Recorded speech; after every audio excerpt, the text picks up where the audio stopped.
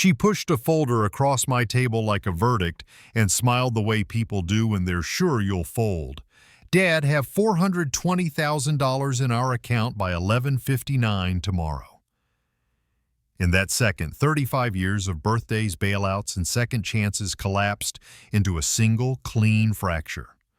The man who'd always paid was gone. The father who'd been used finally looked back. And when I set the box on the porch instead of a check, deeds, ledgers, a clause that ended the pretending, the real story began. Not with shouting, but with paper, timestamps, and a boundary that refused to move. Before we dive into today's story, let us know where you're watching from. And as you watch, don't just sit back, be part of the experience. If a moment grabs your attention, whether it's powerful, unexpected, or deeply moving, drop a comment with the timestamp of that scene and share your thoughts. Your reactions bring the story to life, and we love seeing which moments resonate with you the most. And if you haven't already, hit subscribe and turn on notifications so you never miss a new story. Now, grab a coffee or tea, settle in, and let's begin. The salt air slid through the cracked sash windows like an old refrain, uninvited and familiar. I set my bourbon on the scarred console and watched a dark ring bloom in the wood. It overlapped a gouge from a moving day when Ava was 10 and dragged her kayak paddle down the hall like a scepter. The house answered with its orchestra, pendulum ticking, pipes sighing, a far foghorn crossing the Ashley. On the wall, my father stared back in his longshoreman's cap, one shoulder lowered by decades of lifting what couldn't be dropped. Beside him, Ava at 10, life jacket too big, plastic kayak too small, her missing tooth a bright absence. Tonight, the pictures read like exhibit tags. The doorbell cut 3 clipped chimes. She had used that rhythm since college when money was the point and urgency half the argument. Through the beveled glass, a white Rivian idled under the street lamp. I rested a hand on the brass knob, felt the house's cool breath, then opened the door. Kieran crossed the threshold first, all forward lean in proprietary stride. His keys skittered across the console like coins thrown on a bar. The cologne was sharp and synthetic, citrus on steel. Ava came in softer, precise, a smile tuned to the room. She hugged me a fraction longer than memory required, the old deposit before withdrawal gesture. Her grandmother's bracelet slid on her wrist, a bright loop that had once meant continuity and now read like leverage. They migrated to the living room. Kieran found my chair without asking. The leather made the small groan it saves for me. I stayed standing to reset eye level, then sat on the sofa that faces the harbor. I offered water, coffee, bourbon like I would to any guest. Water? Coffee? Bourbon? He didn't let the sentence finish. Let's be direct, Tom. He laid documents in squared stacks, corners married as if neatness could import legitimacy. Ava adjusted the bracelet, then the hem of her dress, small edits of control where control had started to leak. The pendulum kept time. The number arrived dressed for business. 420,000 by 11:59 a.m. tomorrow. 420 by 11:59, Kieran said, smoothing a page. It's time sensitive, Ava added. It wore phrases like bridge and derivatives on-ramp, terms that try to sound like docks and rails when they're really open water.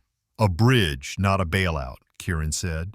Family helps family, Ava said.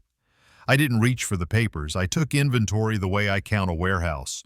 Tuition wires that landed early, a wedding deposit I paid in full, seed rounds that bloomed into ash, weekend rescues I called love and meant surrender. Kieran lifted my bourbon without looking for permission. You rehearsed this, I said, not as a question. The glass tapped the table on the downbeat, a second metronome under the clock's talk. He spoke about timing windows and reputational risk the way men speak about weather they think they can command. Ava smiled when his sentences needed softening, then relaxed when I didn't interrupt, as if silence were consent rather than calculation. I noticed the tells because I had once ignored them. She rotated the bracelet until the clasp sat on top, a childhood habit before a plea. He slipped and said property, then corrected to market rail, small error, familiar pattern. Rename yesterday as tomorrow and hope the calendar forgets. The Rivian's white leaked through the window like a stage light. Something in me set its shoulders. The chair under him creaked again. I considered what now smelled like him, my leather, my glass, my room, and let the thought pass. I am not improved by speeches. I mark time, align levers, and keep the line from kinking under load. Ava asked with her eyes if the old softness still lived where she left it. I let her see a surface that did not answer. Karan's documents waited in their perfect geometry, ready to be the floor we all fell through. "We appreciate your support," Ava whispered, as if gratitude could close a ledger. I stood slowly, not to loom, only to level the horizon. Tomorrow, 11:59. That was all. No sermon about work, no ledger read aloud. Ava exhaled in a small gust the way people do when they think a verdict has turned favorable. Kieran smiled like a door had opened in a wall he'd been scratching for months. We walked to the front hall without touching. At the threshold, the street lamp caught a filament of light in Ava's hair, a glimmer that visited the room on its way somewhere else.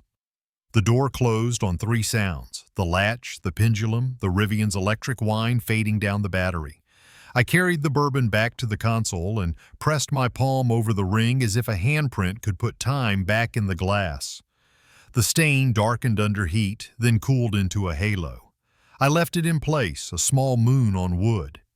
In the morning, I would need a map that told me where the tides had been. I closed the hall door and let the house narrow to a single room. The office is where my life still fits into straight lines, heart pine floors burnished thin in the path from desk to safe, ship charts tacked above the credenza, a brass lamp whose pull chain knows my fingers. The pendulum in the next room dimmed into a metronome, the HVAC settled into a low, salted hush. I turned the lock. That small click always changes me, father off, operator on. Behind the framed harbor pennants, the safe yawned at my code, warm breath of paper and metal. I slid out the color-tabbed binders and the fireproof pouch that has traveled closer to me than any passport. Tabs made a rainbow of restraint: trust, deeds, POA, gifts, evidence. I laid them across the desk with the old habit of staging a load, heaviest on the bottom, fragile at the top. First, the revocable trust.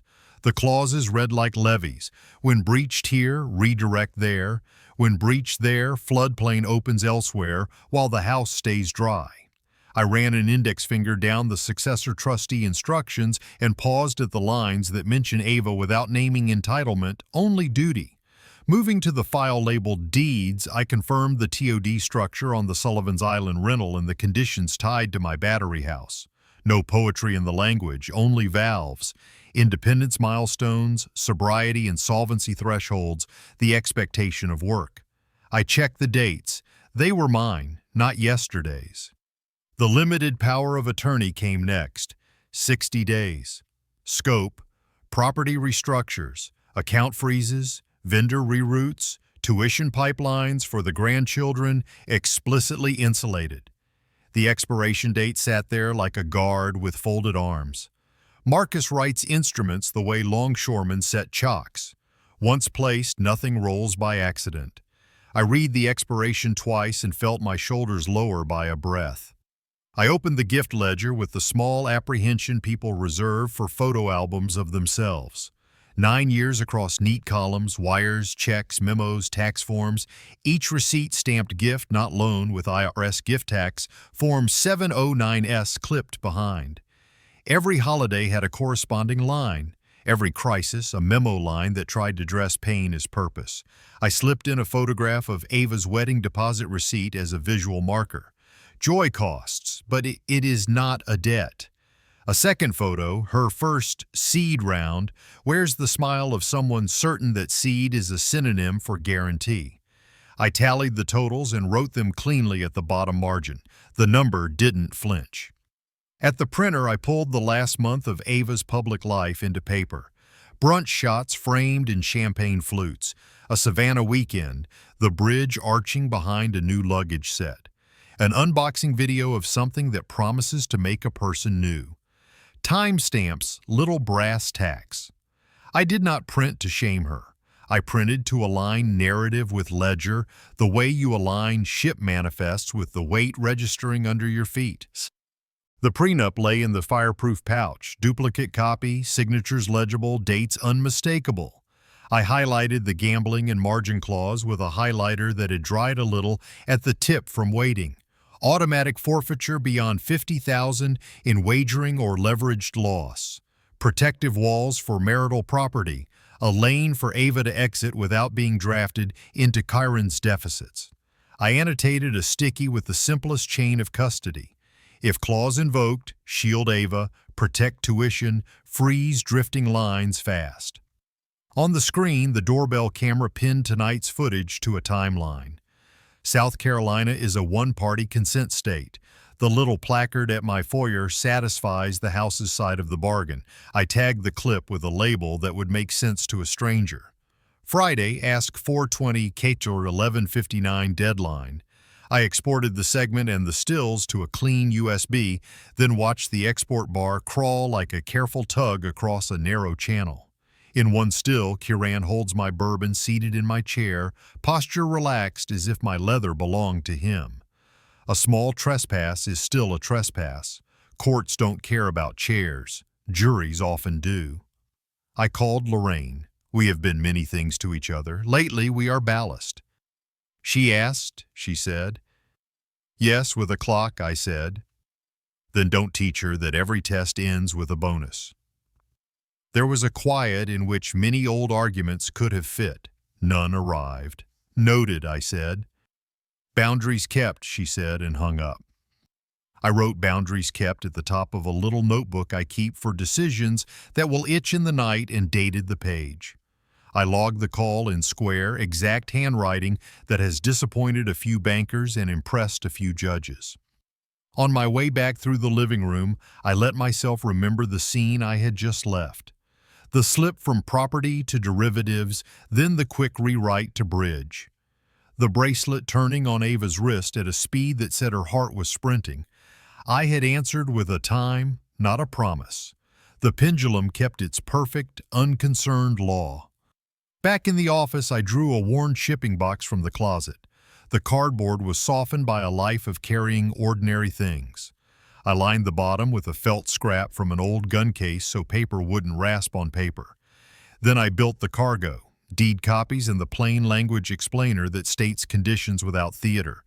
The 9-year gift ledger with totals circled, the prenup, the gambling clause, highlighted in a yellow band I could see even in poor light, the USB in a small hinged tin with a label that anyone could read. On the inner flap, I wrote in block letters without flourish. You want money, take the truth. I underlined want once and truth twice. Then I added the time, 11:59. I carried the box to the front stoop and used my palm to find the angle where the late morning sun lands in summer. The hymn of shadow on the brick told me where the lid would glow at midday. I set the box there like a carefully placed buoy and stood a moment longer than I needed, listening to the battery breathe. Inside, I went room to room and shut lights, saving only the clock's face and the small nightlight in the hall that keeps old houses from stumbling over themselves in the dark. Back in the office, I restored each binder to its slot, checked the safe twice, turned the lamp off by the chain that knows my fingers, and unlocked the door. The metronome in the next room widened into a clock again.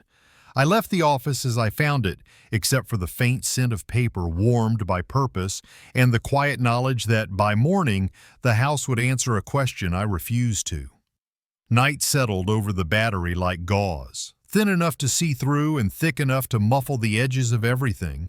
Humidity purled on the panel doors and made the brass cool under my hand. I checked the time, 10:30 by the grandfather clock, and pulled a yellow legal pad to the center of the dining table. At the top I printed, in block letters that never drift, overnight, no errors. Beneath it I drew boxes to tick, because boxes are how you make a storm obey. Speakerphone carried Marcus's voice from Meeting Street, steady and dry as ledger paper. We worked the list out loud, each item a valve turned to a precise angle. Accounts first, secondary cards and lines to freeze, keep the grandkids' tuition auto-pay through semester end. I initialed tuition maintain and wrote the exact time. Next, alerts, bank fraud flags, credit freezes tied to my identity, private banker notified to open an elder financial abuse note if anyone tried to stage concern around me while picking my pockets. Vendors, move key payments through the trust account so routine beats stayed routine and Monday didn't light up in false alarms. I stamped each box with the kind of satisfaction you feel only when the preventative work has weight. On the dining table, I staged the noon box cargo as if it were a fragile load crossing a pitching deck. First went the copies of the deed structure with a plain language explainer the courts would love and Kieran would hate. No romance, just valves and conditions. Then the 9-year gift ledger, totals tallied in my hand, IRS gift tax filings clipped tight behind, each page a nail to hang facts on when breath got hot and stories got loose. I laid the prenup on felt and ran a highlighter over the gambling and margin clause, the yellow vivid even in dim light. Last, the USB in its small hinged tin, label clean. Friday, ask for 20K, 11:59 deadline. I verified the export on a spare laptop, scrubbed to the moments that mattered, listened to my own silence, and ejected the drive like a diver palming a coin. The house shifted from home to stage as I walked it with intent. In the living room, I turned the family portrait to face the wall. The raw canvas back felt more honest than the smiles. I took a photograph of the room, my chair empty, table cleared, the careful vacancy of a set waiting for actors who don't know their lines changed. On the front stoop, I placed the box and adjusted the lid to the angle where noon sun would spill. I checked the doorbell cam's battery and framing. Both returned green. The tiny red status dot blinked its metronome. Operational handoff came next. I drafted a brief, neutral email to Nate. 45-day cover, use SOP Harbor Gray. Only text if safety is at issue. Attachments stacked under the cursors. Saturday rotation, vendor contact tree, a temporary decision matrix that sorted problems into levels A, B, and C with examples for each.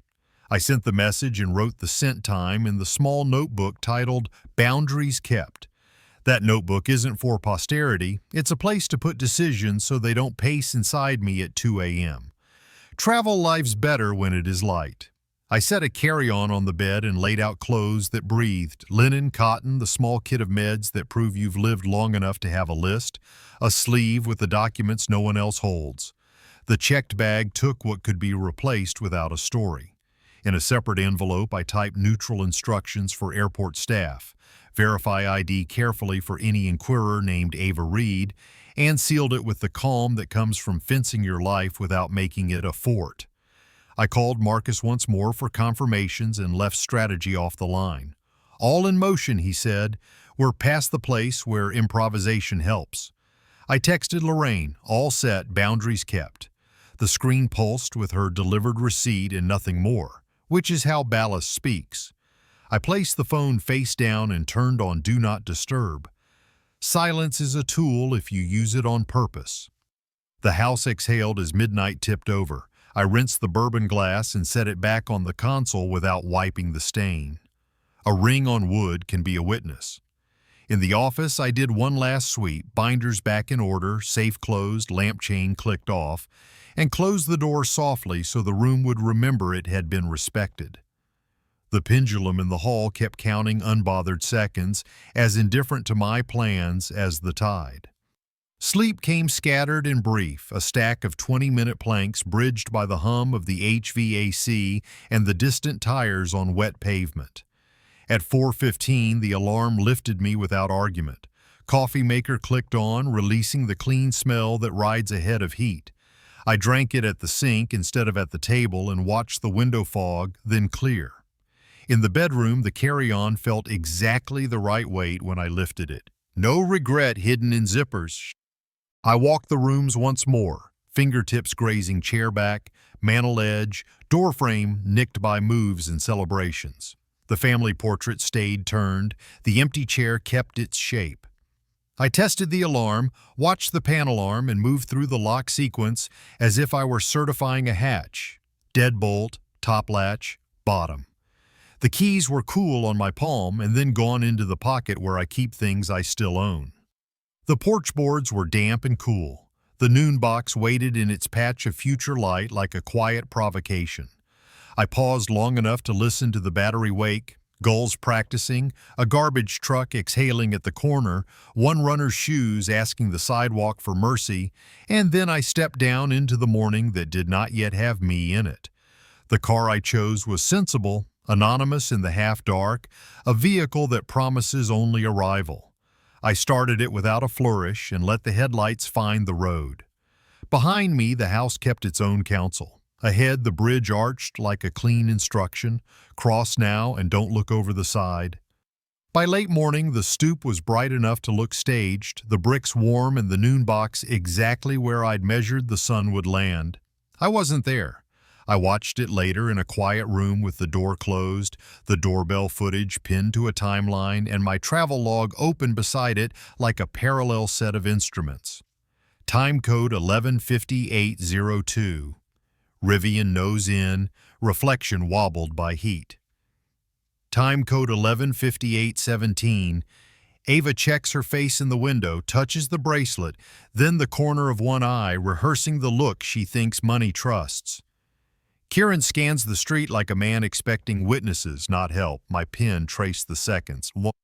At 11:59:03, she presses the bell once, not the staccato code from last night.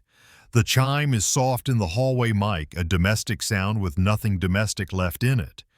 They wait the polite 10 seconds, then Kieran leans to the stoop table and slits the tape with the impatience of someone sure of the ending. The lid lifts. Glare floods the camera for a beat and then settles into paper. Document 1 sits on top for a reason. Deed copies, plain language explainer printed without legal theater. He reads the first paragraph aloud, not for her, for himself, to hear authority in his own voice. I can't make out every word in the wind, but the phrase, "use rights with conditions," rides clean to the microphone. Ava's pupils widen, the bracelet stops halfway through a turn and freezes on top of her wrist like a badge that forgot what it means. She angles the explainer, hunting a loophole that isn't there. A deed isn't opinion. It's a boundary that doesn't care how you feel about it. Time code 12 hours, 0 minutes, 46 seconds. She slides out the ledger. 9 years of gifts, totals circled in the same block hand I used to label pallets and birthdays. The IRS 709s blink pale in the sun. She flips to the photo markers, wedding deposit, seed checks, images sewn where numbers alone might look cold. There is a small frame of her mouth forming an O. On the audio, thin as a wire, her voice skims the surface. He kept everything. It isn't accusation. It's recognition that the story has a spine she didn't write. The prenup arrives like a flare. Yellow highlight catches even through the camera's compression, a bright rule anybody could follow. Karan's jaw tightens. He flips straight to signatures, then back to the clause. Automatic forfeiture upon gambling or leveraged losses over $50,000, partitions to protect the spouse, no collateralized rescue through sentimental pressure. He looks at the date as if it will smudge. It doesn't. Signatures have a way of being sober forever once the ink is dry. At 12:02:13, Ava fishes the tin from the felt and clicks the USB open with her thumbnail. She uses an adapter to plug into her phone. The screen reflects in her sunglasses, a tiny inverted version of my living room. Audio blooms, his line from last night about serious individuals, then my silence, then the time-stamped demand. It's strange how a sentence can be bigger when it's yours and smaller when it's proof. Kieran snaps the tin shut as if a hinge can close a mouth already speaking. He looks at the street again. There are no witnesses but the camera and the day. Phones begin to tremble against summer wood, first one, then the other, a cicada chorus transposed into alerts. Supplemental line limit reductions. Declines queued at merchants that smiled yesterday. Weekend authorizations moving through the system toward failure like weather you can see but can't stop with hands. Ava's face moves through its stations: denial, logistics, vertigo. She opens a banking app, closes it, opens a second, catches the same message in a different color. Kieran's lips flatten. He says, "Call him," and she doesn't. At 12:04:28, he slams the lid, cardboard cracking along a fold I reinforced. He looks right and left for someone to perform to, finds nobody but brick and heat, and stalks toward the Rivian. The mic catches one line: "This is theater." The door thuds, the motor hum lifts. He pulls away as if departure were a win. Ava stays on the steps with the ledger open across her knees. Mascara prints a crescent on her knuckle when she drags the back of her hand across her cheek. She rereads the same highlighted clause 3 times and doesn't spin the bracelet once. At 12:06:11, an email banner brightens her phone. The screen reflection is small and good enough. Subject line: "Emergency loan approved. Robert T. Reed."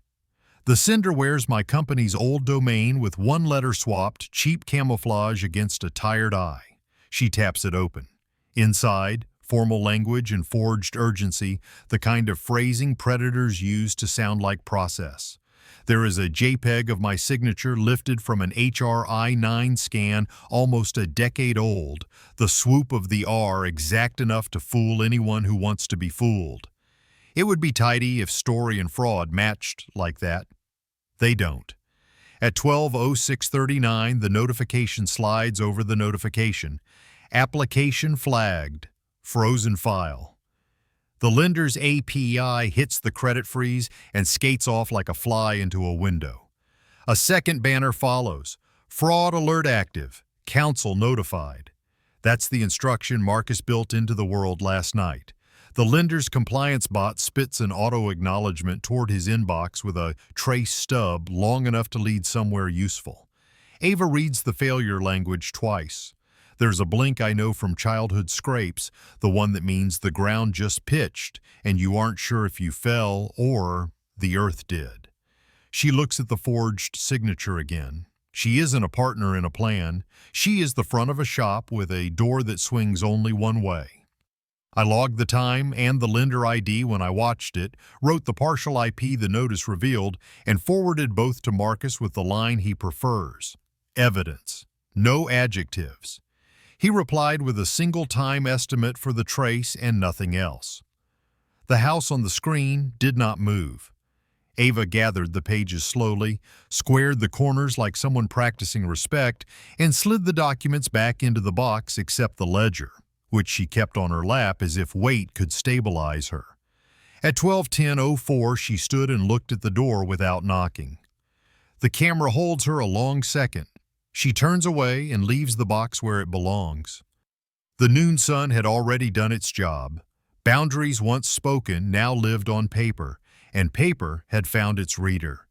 There is a quiet that comes after a first break, not the silence of damage but of edges finally visible. I closed the laptop and wrote the last line in the notebook: "Noon, delivered." The pendulum in the hall kept counting seconds nobody owns, and somewhere south of the calendar a ferry schedule was rolling toward its hour. If you're still watching and this moment hit home, please comment "still here" below to let me know you're with me. Now, let's move on together. The ferry's aluminum benches threw back the morning glare, hot enough that the paint smelled faintly of coin. Diesel thrummed underfoot, a steady bass line that made my notebook edges quiver. Pelicans drafted our wake like old wingmen who know how close to ride a pressure wall. Between reception pockets, the signal cut and returned, bars climbing and falling with the swells. So I synchronized the travel log to those little windows of reach and wrote the hour beside each ragged patch of coverage. Charleston unscrolled on the horizon behind us, spire by spire, then haze, distance not as escape, but as policy.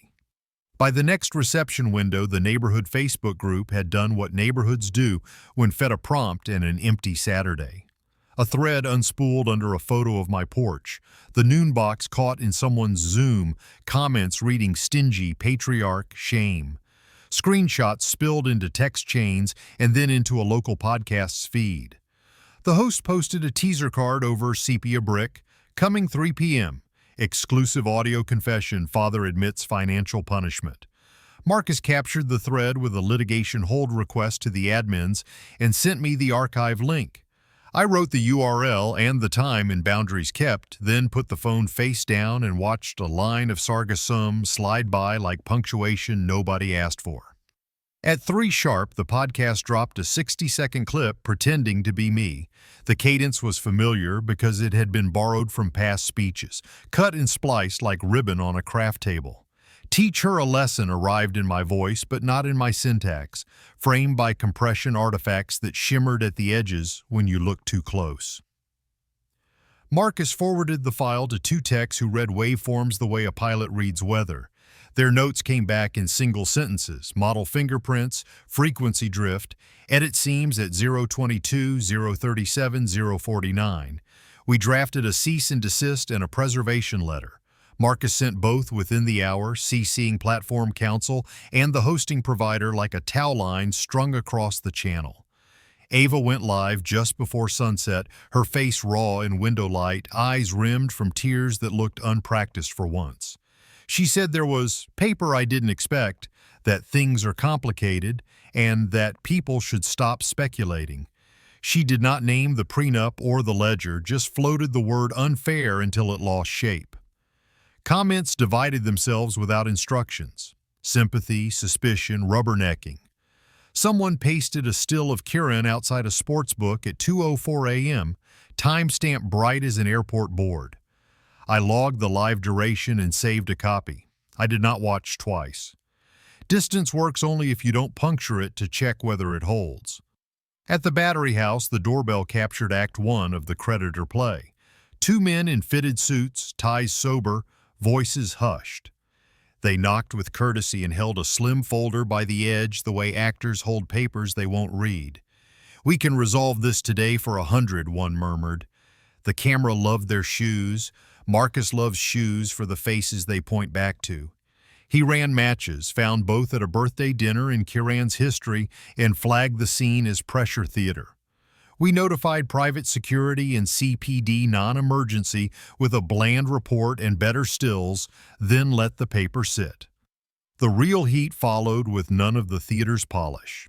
Late afternoon, 2 men who didn't look like collections and didn't need to appeared at Ava's condo. They were soft-spoken and left a card with only a number, a font that didn't care to be liked. Marcus called from a recorded line. "We received your notice," he said.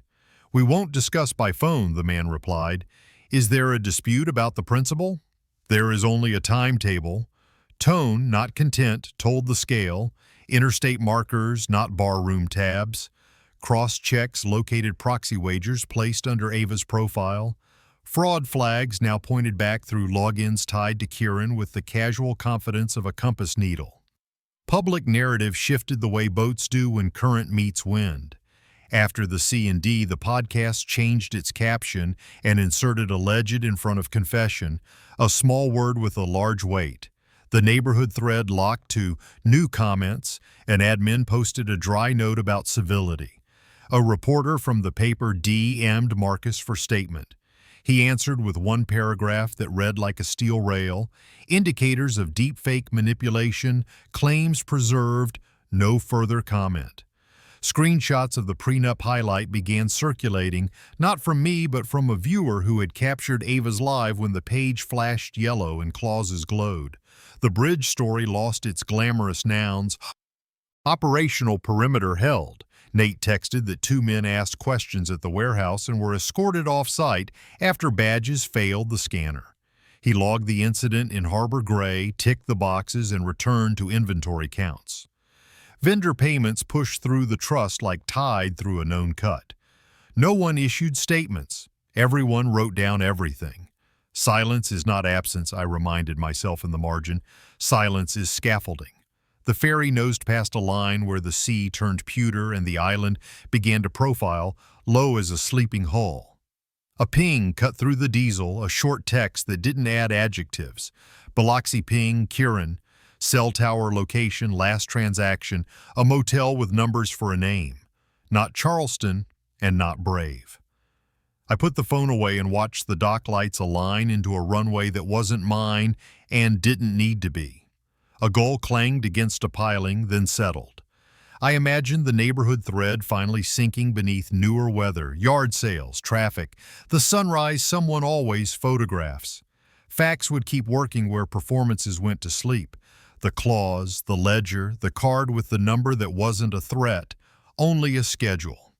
As the ramp dropped, the ferry shuddered once and steadied. I felt the thrum leave my bones and the island's quiet replace it. Ahead, keys, a small room, a fan that clicks on the fourth blade. Behind, a house with a box that told the truth at noon. Between them, a straight line I had chosen to draw and then to follow. Ava would find herself at a junction where stories end and choices start. My part would not be rescue. My part would be the boundary that makes a choice possible. I wasn't in the room when the decision happened. I have the timestamps, the lobby camera stills, and Marcus's memo typed in the same spare font he uses for motions and condolences. The day ran mid-morning bright over Meeting Street, sky rinsed after an early squall. In the still, the building's glass shows the harbor as a ghost and my daughter as a figure cutting through it, hair pulled back, no Rivian, no chauffeur, no designer tote. The front desk note reads, "Guest appears fatigued, cooperative." Her grandmother's bracelet rides the underside of her wrist like a small weight meant to keep the hand from floating. Marcus keeps a conference room that reads like restraint. Mahogany table, legal pads squared at each seat by habit, 2 pins pointing the same direction. Coastal light that makes no one prettier. He laid out 3 stacks before she arrived and left every other document in a drawer. Stack 1, the 60-day limited power of attorney, scope highlighted where scope ends, carve out for the grandchildren's tuition printed plain. Stack 2, the 9-year gift ledger with IRS 709s clipped behind, total circled in pencil that won't smudge onto a sleeve. Stack 3, the prenup, gambling and margin clause lit in a yellow band that refuses to whisper. It is not a trap, it is a line. Security footage sets the tone more than any transcript. She comes through the revolving door and pauses as if remembering a rhythm she hasn't stepped to in years. No sunglasses, no phone up. Marcus meets her with the practiced neutrality of a surgeon who won't promise outcomes, only procedures. "These are boundaries, not punishments," his memo quotes himself saying, and I can hear the cadence, 1 brick, 1 brick, 1 brick. They box the noise first. The deepfake is under preservation notice. Platform counsel has been copied. Forensic red flags are cataloged. Narratives online don't change paper, Marcus told her. The memo says she nodded without looking away. The bracelet did not spin. He slid an envelope across the table like a server placing a check. Labeled in my hand, start voucher, $7,500. Beneath it, a term sheet I had signed the night before, the way you sign to authorize a crane, not for romance, for lift. Condition 1, 8 weeks of financial therapy and budgeting, actual attendance required, no certificates of intention. Condition 2, no contact with me for 60 days, all communication through counsel, no side doors, no emergencies with quotation marks. Condition 3, no credit lines, no supplemental cards, cash and debit only, weekly proof of expense uploads into a sober folder with a boring name. Condition 4, employment pursuit in 2 tracks, retail hours by day, service work by night, weekly check-ins with applications attached, not hopes. Condition 5, revocation if manipulation returns in costume. Not charity, Marcus said. A contract for work. The memo doesn't note her expression. I do not need it. The camera on the ceiling does us the cruelty of detail. Her hands shake before her face does. She breaks the seal, reads, and then pride and humiliation collide like opposite currents under a piling. The voucher tears in 2 neat halves. The sound is lost to glass and distance, but you can see the paper's edges rise. She holds both pieces in her palms as if they might decide something on their own. Then she reaches into her tote. Not glossy leather now, a clear zip bag, and slides the halves inside like evidence she refuses to misplace again. "I need a new copy," she says. The memo puts it in quotes. "And a pen." She signs the term sheet where names belong. The signature is straight. She dates it correctly. She asks for a budget template and doesn't try to convert asking into pleading. Marcus emails a simple envelope system PDF he likes because it makes money feel like time again. He schedules her first course session while she watches the screen rather than the door. She lists 2 applications: the secondhand furniture store on Dorchester, a 24-hour diner off Rivers. She declines a car service when he offers it. "Bus is fine," she says. The memo notes that without comment. The lobby camera catches her at the revolving door again, the zip bag held to her chest, the way people carry breakable things or babies. Marcus texted to ask if I wanted a live call. The term sheet answered for me. I only had to obey it. I wrote authorization to disperse the voucher only upon proof of first-week compliance. Course attendance logged, receipts uploaded, job applications filed with names of managers. Good boundaries make it easier to be kind later. In the boundaries kept notebook, I wrote one line: choice accepted when terms accepted. There is a paragraph in the memo I read 3 times. It describes posture more than words. Shoulders not square yet, but not slumped in performance either. Eyes that stopped scanning the room for a shortcut. The bracelet still on the underside of her wrist, hidden from the room that had once been her stage. The secretary at the front desk, an older man who calls everyone honey or sir without thinking, wrote his own note in the visitor log margin. She looked like work. Marcus's last line is legal and for once kind. Client elected structure over sympathy. Elect is the right verb. You can't be pushed into adulthood. You have to vote for it even when no one is counting. I thought of the house with the box on the stoop and the exact angle of the light I had measured with my hand. Noon had been a verdict. Morning in that room was a sentence that tells you where to be and when. I did not call. I did not send anything else but the conditions she signed. Love withheld from rescue is not absence. It is air. Some nights, choices echo louder than words. I turned the page in the notebook and left it blank for her first week's entries. Attendance, receipts, the small numbers that bend big ones. The fairy fan clicked on its 4th blade. Outside, a rooster at a neighbor's yard threw a stray crow into the wrong morning. I left the window open to the sound. A beginning needs some noise. The first 2 weeks after the term sheet live inside a folder named Compliance, where calendars line up like docked hulls and each entry has a time, a witness, a receipt. I read it at a small table beneath a ceiling fan that clicks on its 4th blade and let the facts tell me what fatherhood is allowed to feel like. Ava vacated the condo on a Tuesday, keys surrendered to a manager who wrote balance due in red and then softened with a sigh. By dusk, she was carrying boxes up a narrow stairwell in North Charleston, a 400-square-foot studio perched above a laundromat where the machines thrum like patient weather. Her first rent receipt is photographed in her hand, cash counted out on a scarred counter. The landlord's stamp leans to the left. A frayed lanyard holds the new key. The window unit rattles in the corner like an old truck at idle. Lorraine's visit note says the space is clean to the point of severe. She hung the graduation photo. The bracelet sits underside. Downsizing happens in the language of bills of sale and consignment forms. The Rivian goes first. The buyer's grin is cropped out by accident or mercy. 3 pieces of furniture find a backroom tag at a second-hand shop. The manager writes net 60 and draws a smiley that doesn't belong. Wedding china, listed optimistically, draws inquiries and then silence. I feel nothing triumphant about porcelain that can't pay rent. Work secures itself in 2s. Day track, a second-hand furniture store with a manager named Ruiz who takes a chance because she showed up early and stayed late to learn the floor. The schedule screenshot shows 10 to 4 in neat blocks. Night track, a 24-hour diner where training requires a food handler card uploaded at 1:14 a.m. and a selfie in a hairnet nobody will see. Between those rails, the folder shows time blocks reserved for the 8-week course. A budgeting app capture displays categories like small rooms labeled clearly. Rent, food, transit, debt min, savings, $25. The number is not symbolic. It is an amount you can hold. Pay starts with paper you can smell. Store stub number 1 shows modest hours and a net that would have made her scoff last winter.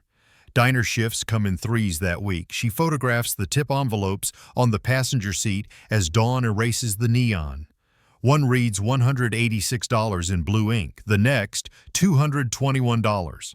A holiday night stretches thin and loud and ends with $300 in small bills, corners softened by other hands. There is a still of her in the driver's seat, shoulders angled toward a pile of ones and fives, the expression that goes with counting and not wanting to be seen counting. She typed a note beneath it in the uploads. First money I earned that wasn't borrowed. I stared at that sentence long enough to make the coffee go cold. Humility collects in public, not private. A country club acquaintance recognized her at the diner, paused with the menu lifted like a shield, then lowered it.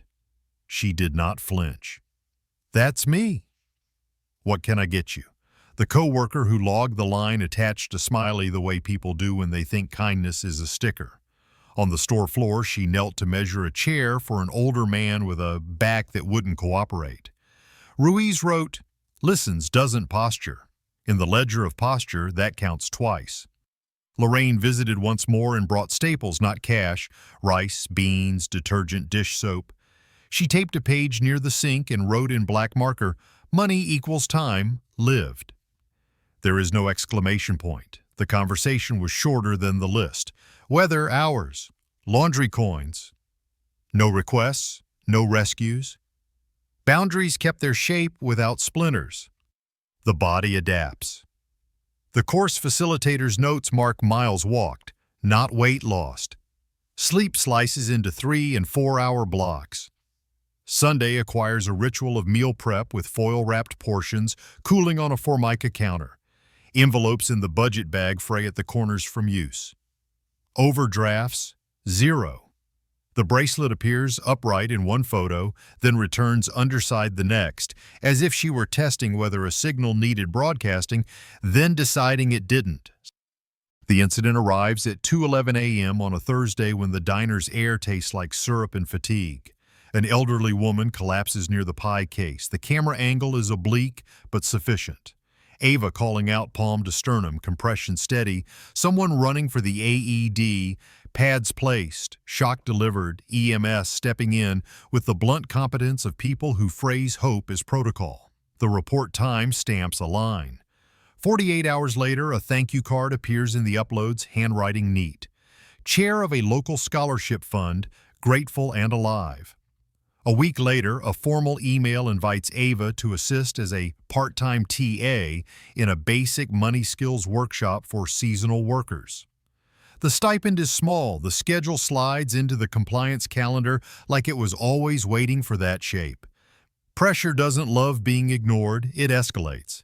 An encrypted message lands from Kyron threatening a private video unless she gets Dad to make this right. She forwards it to Marcus within 4 minutes. A police non-emergency report follows with a case number that looks like a license plate.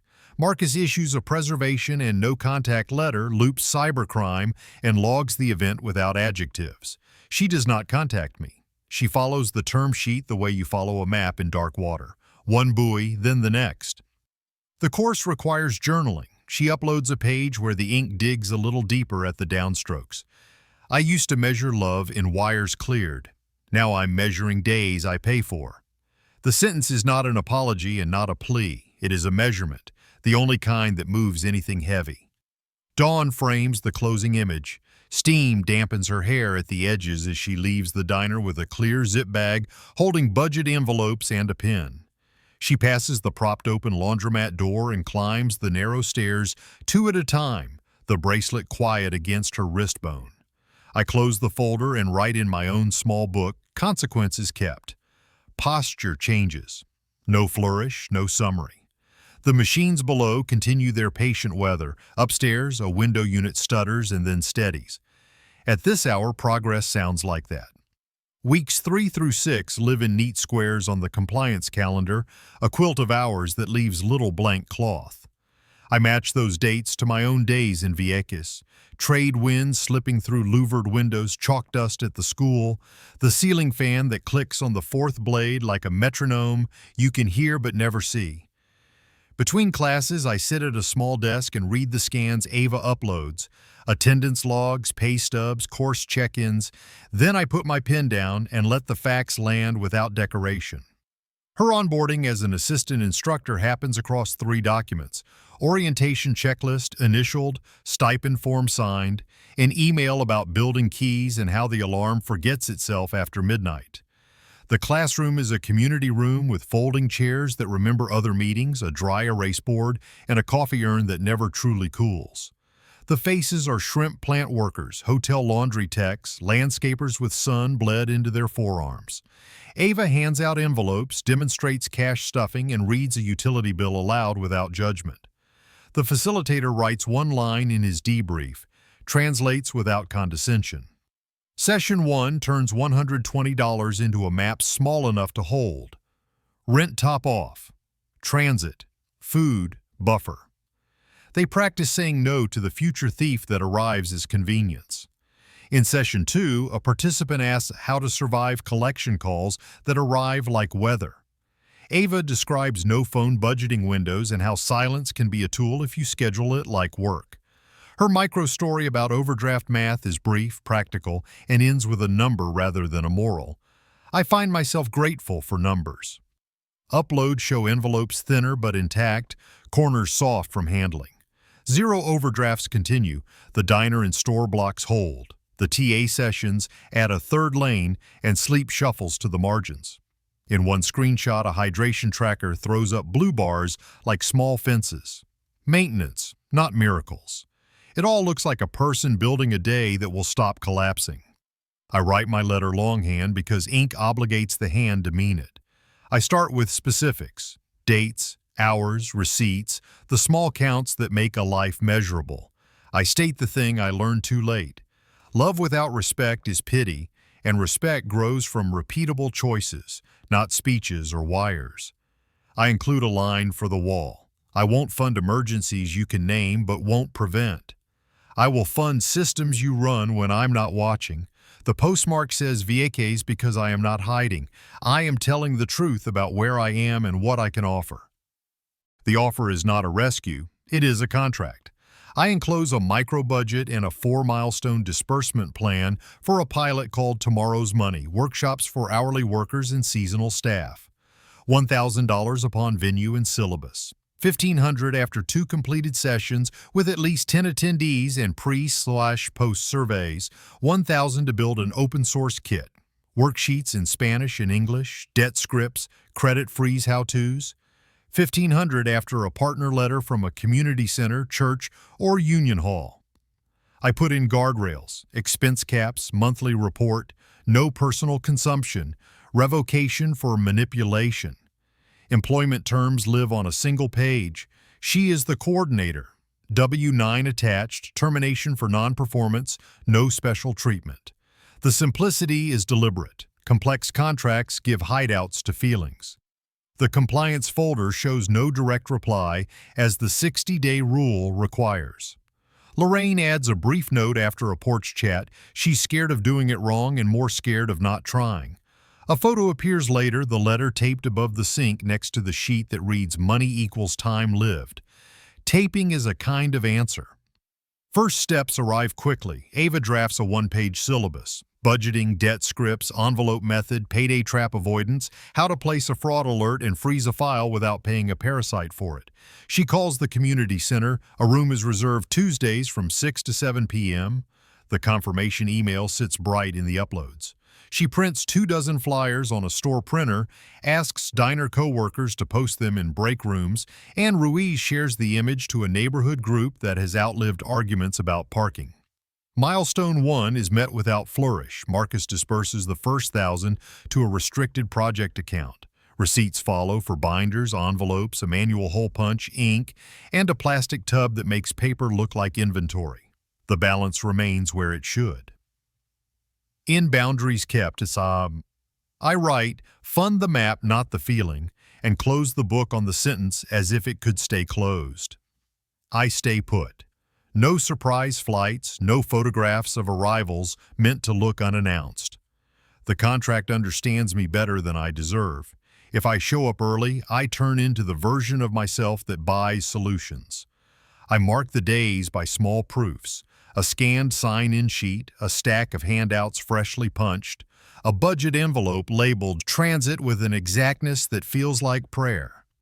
The night before session 1, the studio looks like a shipyard for paper. Ava hole punches worksheets and stacks envelopes into neat rafts.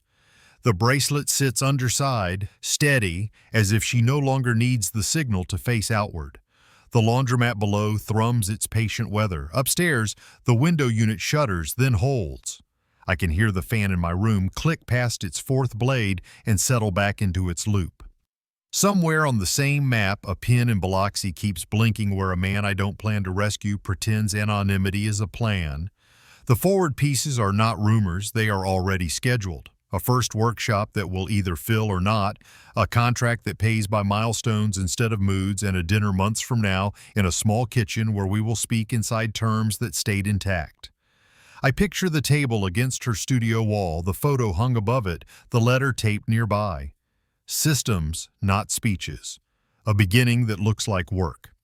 Weeks 7 through 10 look like progress measured in pen. Attendance sheets initialed, survey deltas shaded, receipts stacked and squared. Session 1 of the pilot opened on a Tuesday at 6 p.m. in the community room that smells faintly of coffee and bleach. 13 chairs filled, then one more at the back by a man who arrived late and stayed longest. Shrimp plant, hotel laundry, 2 landscapers with grass still on their boots. Ava paced the hour like a person who has practiced turning minutes into decisions. The pretest answers left white space. The post-test came back with numbers that could stand. Session 2 brought 16 and the deltas hardened, plus 27% on fee math, plus 31 on payday scripts. 9 froze their credit on the spot using the handout she wrote and the free terminal the center let us borrow. The facilitator's note was short and better than praise. Concrete. No performance ticks. Milestone 2 triggered with the count and the surveys. Marcus dispersed $1,500 into the restricted account. The ledger shows clipboards, envelopes, bilingual prints, ink. The balance holds rather than melts. She drafts the outline for the open source kit and posts a request for a bilingual proofread without sentiment.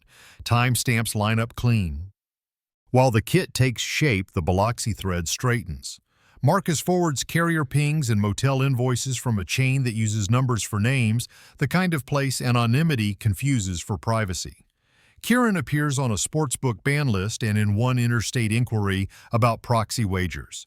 Counsel reiterates the no-contact letter like a drumbeat that keeps the band from rushing. Ava's divorce petition moves by publication. A case number lands in the folder next to attendance sheets and grocery receipts.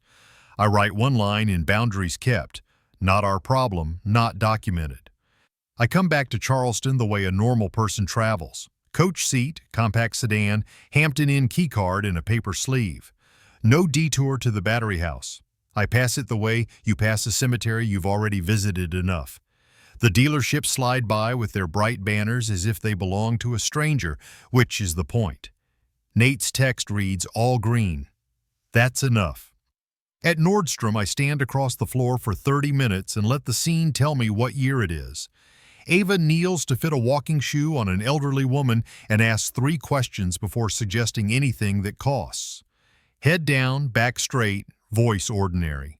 When she sees me, she doesn't reach for a script. I ask for comfortable walking shoes. She brings 2 options, explains arch, weight, miles, and rings the pair I choose with her employee discount without asking, like pride that learned to be quiet. I ask if we can eat between shifts. I can't afford to eat out, she says, and it lands without shame. I'll cook, I say. Your groceries. She nods once. The studio over the laundromat receives us without pretending to be anything else. I boil pasta and dress a salad with oil that smells bright, and the window unit rattles, and the washers below thrum their patient weather. The room inventory is the same one I've read in the uploads, only now the objects breathe. The graduation photo above the table, my letter taped beside, money equals time, lived. The envelopes stacked by category like small rooms, the syllabus draft with neat check marks. We talk as if the contract sat at the table with us and needed no defense. Hours, attendance, deltas, the kit, the partner letter, what remains to be bought, what must wait. I restate the frame for the next disbursement. Performance, not mood. She nods as if relief were what math feels like when it is fair. I deliver the Biloxi data as if it were weather, ban list, inquiry, timetable. No adjectives. She writes the essentials in a pad with a CVS logo and confirms no contact. Any stray message goes to counsel. We agree that in her workshop, Chiron exists only as a case study labeled Boundary Equals Dignity. It is both smaller and more useful that way. There are moments you look for that tell you the story is turning without demanding a trumpet. She shows me the draft request for a partner letter to the community center director. The calendar already has 2 more Tuesdays blocked. She asks one precise question about printing costs for the kit and another about survey storage to keep the data clean. I confirm that Milestone 3 clears on kit delivery and Milestone 4 on the letter of support. We don't touch the bond, we don't touch history, we stay where the math is. We hug once at the door because people who have done hard things sometimes need to mark it with a human gesture. It lasts the right length and asks for nothing. The bracelet sits underside, a loop of metal that no longer announces anything to strangers. She heads for her car in the night shift. I take the stairs down to the street and think about how grace and gravity both describe falling, but only one keeps you from pretending you can fly. I drive the compact past the battery where the noon box once sat in its measured patch of light and do not park. The harbor air tastes the same. The clock in my head does its steady work. In the hotel room, I write in the small notebook that has been kinder to me than speeches. Work measured, respect earned. Then I turn off the lamp and let the quiet settle without thinking it has to mean anything more than what it is. The next morning has its own list. Kit pages to proof, a partner letter to secure, 2 more sessions to teach, a restricted account to reconcile. Love, if it's going to live past a season, is a ledger that balances because people keep writing down what they did and then do it again. Outside, delivery trucks murmur at the loading dock and forget they are part of anyone's story. I let them. I have my own page to keep clean. The fan in my room ticked past its 4th blade and kept time the way good habits do. Quiet, unshowy, consistent.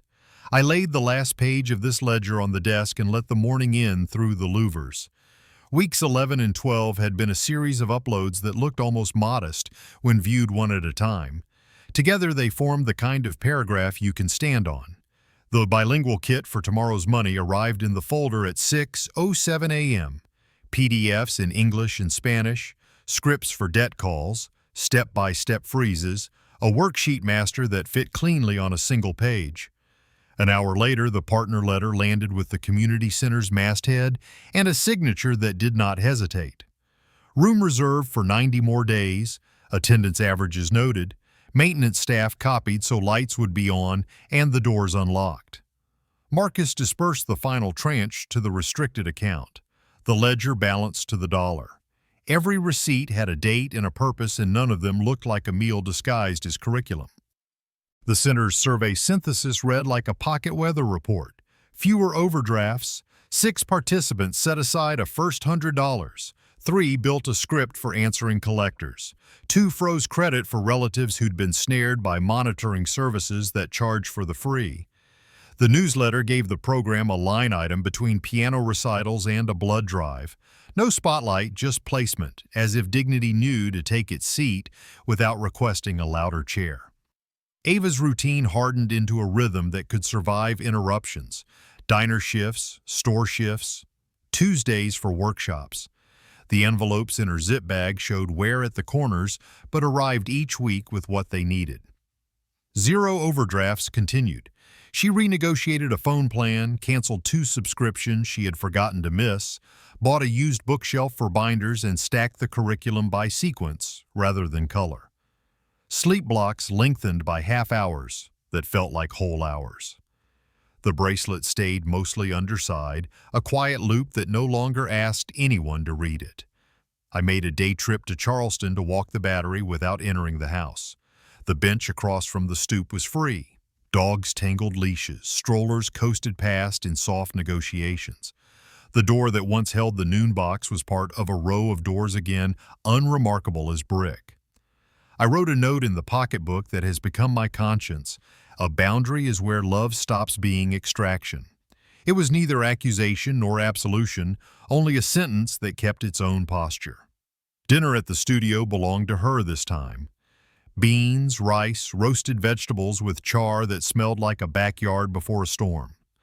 The window unit settled after its shiver. The washers below hummed. The fan on my side of the water would have nodded if it could. We spoke inside terms.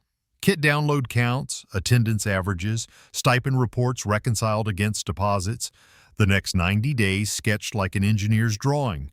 3 cohorts, a small mentor bench built from past participants, a trial morning session for workers on split shifts. I restated the narrowness that keeps generosity from turning into a spill.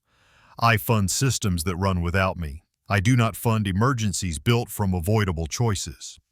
Understood, she said. It was one of 3 words that evening and the smallest of the 3. Kieran arrived only as documentation. Marcus had handed the Biloxi thread to the right jurisdiction. The no-contact letter still lived where it needed to. The divorce would resolve by publication if no one could find him and if he kept pretending that hiding and changing were synonyms.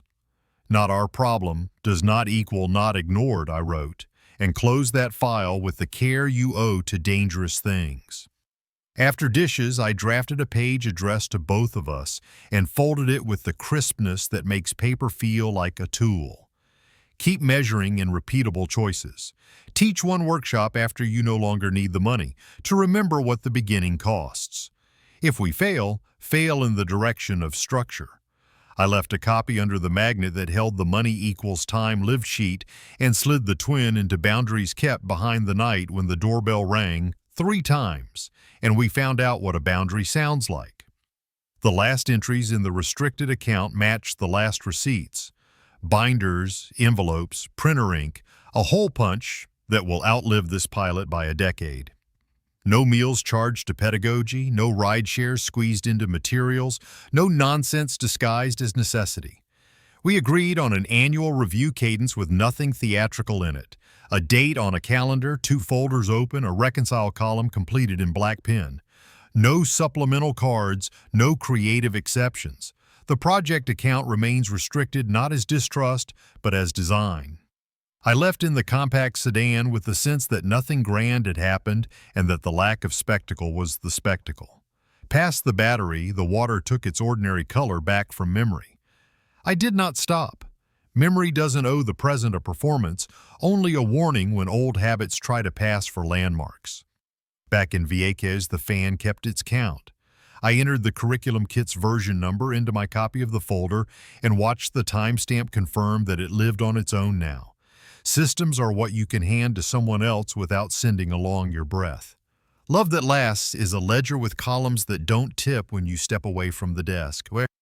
Night put a thin gloss on the studio windows in my mind. Below, the laundromat ran through its last cycles and ticked into cool silence. Upstairs, a neat stack of envelopes waited beside a hole punch and a small bowl of coins, the kind that make a gas tank honest and a grocery trip exact. Shoes dried by the door, Tuesdays circled on a paper calendar like instructions, not wishes. I opened Boundaries Kept and wrote the final line where it belonged. We fund maps, not moods. Love is the line that keeps its shape. Then I closed the book and left it closed, which is its own kind of faith. In the end, survival wasn't purchased. It was practiced. When the noise faded, what remained were small, repeatable choices, budgets that balanced, doors that stayed locked to manipulation, and work that taught its own arithmetic. Dignity returned the moment boundaries held. Love, stripped of pity and spectacle, became a steady map instead of a rescue boat, and progress looked ordinary on purpose. Envelopes worn at the corners, Tuesdays circled, receipts aligned with reality. Systems outlast speeches. Respect arrives on schedule when we keep our promises to the day. Thank you for staying with us until the end. If this story stirred something in you, a lesson, a question, or a moment of clarity, drop a comment and tell us what stayed with you. Your voice helps this community grow. If you haven't yet, subscribe and turn on notifications so you never miss a new tale. Share this with someone who needs a steady map, not a speech. Tell us where you're watching from. We love seeing our circle reach across cities and time zones. We're grateful you're here. See you in the next story.